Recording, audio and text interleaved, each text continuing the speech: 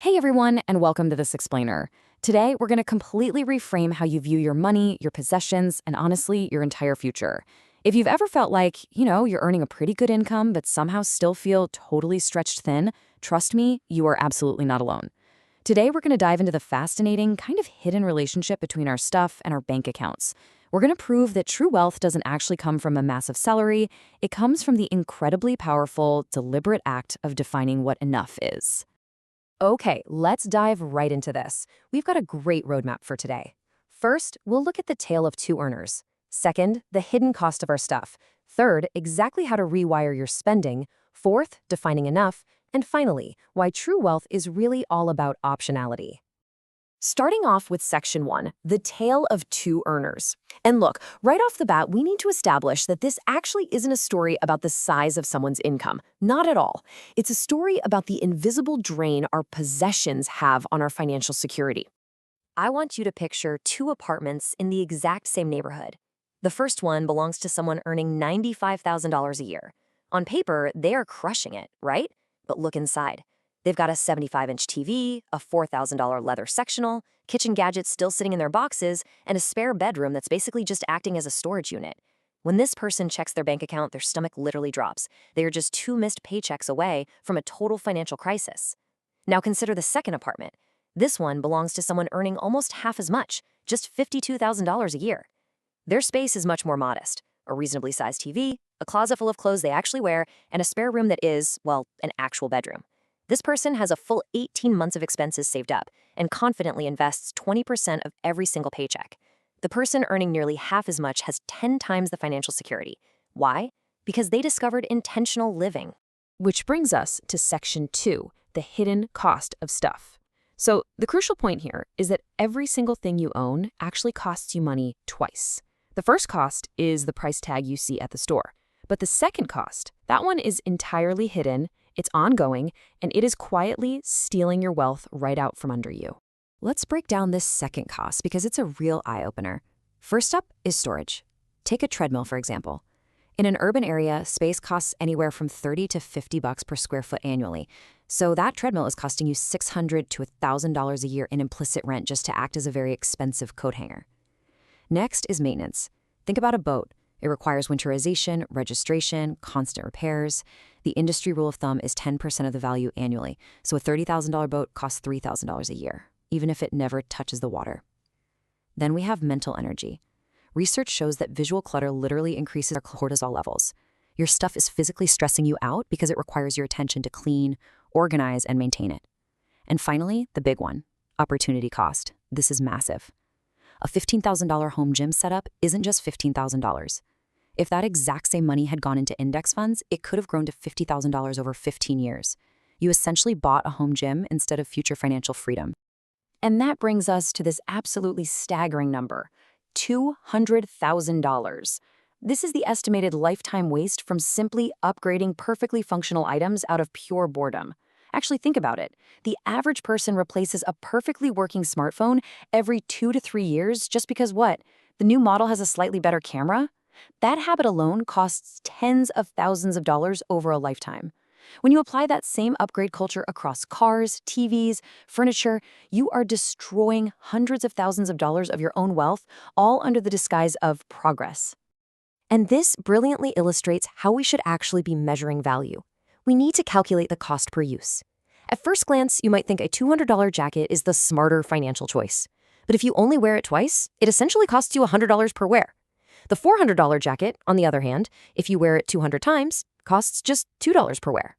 So in reality, the more expensive jacket is significantly cheaper in any meaningful sense. Running this simple calculation completely destroys impulse buying because it forces you to face the actual, honest value of an object before you swipe your card. All right, Section 3, rewiring your spending. Now that we clearly understand how our possessions drain our resources, we need a solid game plan. Let's talk about the actionable, structural rules that separate people who always seem to have money from those who never do. Here's the truth. Human behavior always follows the path of least resistance. If you rely on sheer willpower to stop buying things, you are eventually going to fail. You'll be tired or stressed or having an emotional day, and you'll cave. Willpower depletes, but your environment is constant. So you need to engineer absolute friction for spending and total ease for saving. Go in and remove your stored credit card numbers from your browser. Delete the shopping apps off your phone. Automate your investments so the cash just vanishes into savings before you ever even see it on payday. And instead of doing some massive, exhausting annual house purge that you totally dread, use cyclical decluttering. Getting rid of just 3 items a week keeps your awareness high and stops your home from slowly filling back up. The data on impulse control is just incredibly powerful. By simply engineering a 24-hour waiting period into your life before making any non-essential purchase, a massive 70% of those impulse purchases are eliminated completely. Think about that. Most of our sudden desires for new objects are entirely emotional, and they literally just evaporate into thin air if we give them one single day to cool off. Here's another essential rule for your toolkit. Always rent or borrow before you buy. We all know someone, maybe it's us, with a garage full of dusty, abandoned hobbies. Ski equipment used twice, a totally untouched kayak, thousands of dollars in photography gear gathering dust. Don't let your home become a museum of past enthusiasm. If you want to try camping, just rent the gear for your first trip. It'll instantly reveal whether your enthusiasm is genuine or just temporary, and it saves you from dropping cash on all the wrong things. We also have to be hyper aware of what's called the lifestyle multiplier effect. When you buy a major item, you aren't just buying that single item. You are triggering an entire ecosystem of hidden expenses. Let's say you buy a $5,000 boat. Well, now you need a trailer and a truck with a hitch to pull it, plus storage fees, maintenance supplies, safety gear. Suddenly, your singular $5,000 purchase has mutated into a $12,000 ongoing drain. You absolutely must calculate the full ecosystem cost before you buy anything major. Let's move to section 4, defining enough. This is really how it all builds together. This is the absolute core focus of our explainer today. Why defining enough is the ultimate key to building wealth.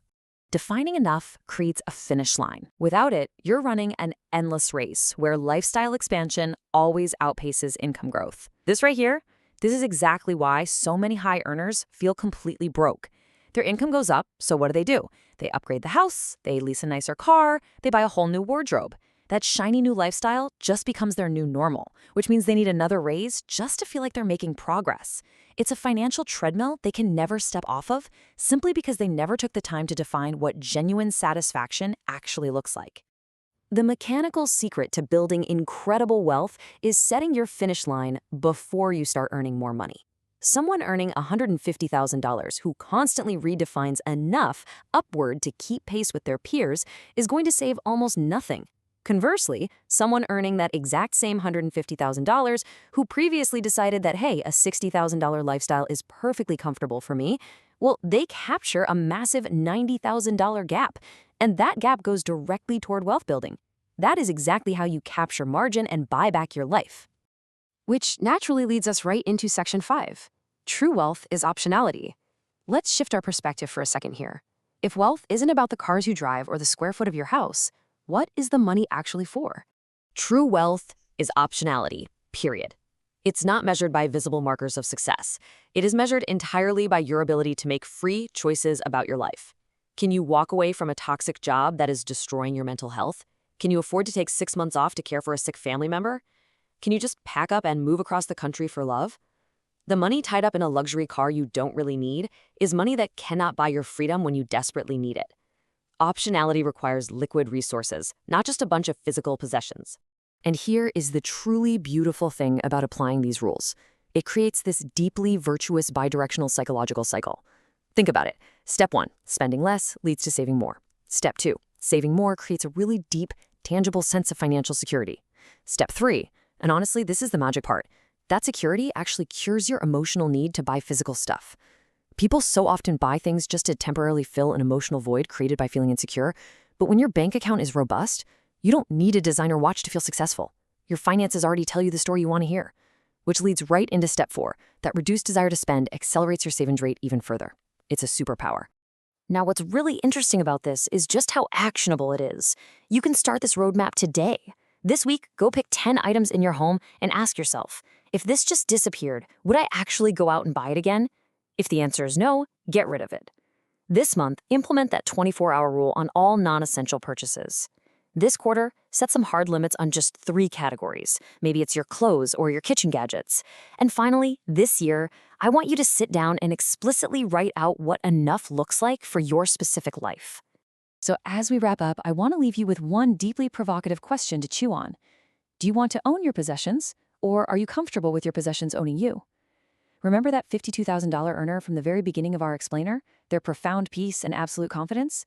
That is available to anyone on almost any income the very moment you choose intentionality over endless accumulation. The math favors defining enough, and I promise you, so does the peace of mind. Thank you so much for joining me for this explainer, and I truly hope this completely transforms how you go out and build your real wealth.